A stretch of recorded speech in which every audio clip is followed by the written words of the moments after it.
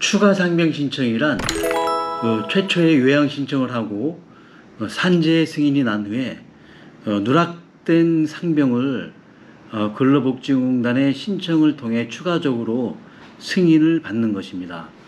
병명이 누락되거나 새롭게 발병되는 경우에 공단에 신청을 해서 추가 인정을 받는 것을 추가 상병 신청이라고 합니다.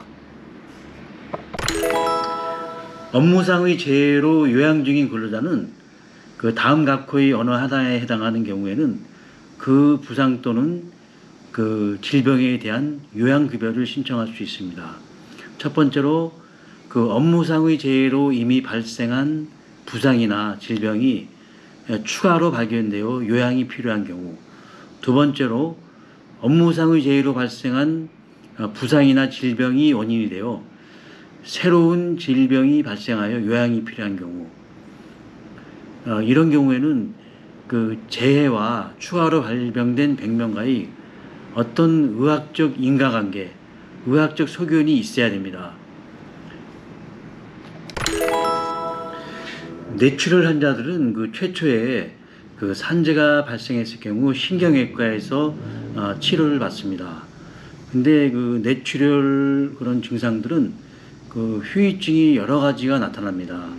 인지장애나 기억력 감퇴, 우울증이나 공황장애, 특히 운동 능력 등이 떨어집니다.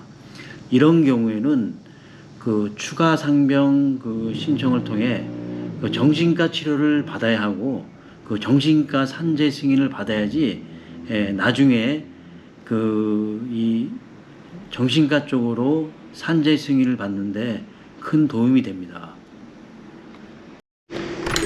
재요양 신청이라는 것은 그 요양급여를 받은 사람이 치료 후 그 요양의 대상이 되었던 그 업무상의 부상 또는 질병이 재발하거나 치유 당시보다 상태가 악화되어 이를 치유하기 위한 적극적인 치료가 필요하다는 의학적 소견이 있으면 그 재요양 신청을 할 수가 있습니다. 그러니까 재요양 신청이란 한마디로 다시 요양을 하는 것입니다. 그 과거에 그 산재로 승인을 받고 그 치료를 받고 그 종교를 하고 마무리가 되었는데 산재로 치료받은 부위가 재발하거나 악화되는 경우에 재요양 신청을 통해 산재로 인정을 받는 것입니다. 이렇게 재요양 신청을 통해 산재로 인정을 받은 경우 그 치료받는 기간에는 그 휴업급여를 신청할 수 있는데요.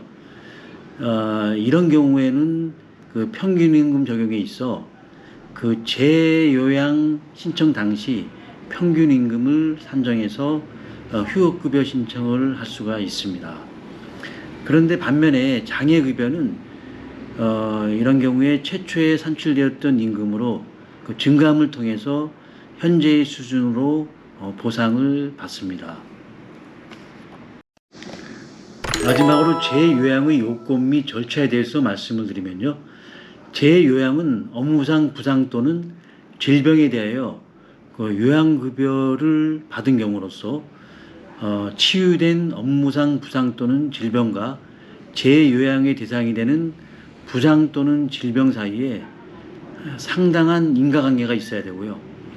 재요양의 대상이 되는 부상 또는 질병의 상태가 치유 당시보다 악화된 경우로서 나이나 그 밖의 업무 외의 사유로 악화된 경우가 아니어야 됩니다.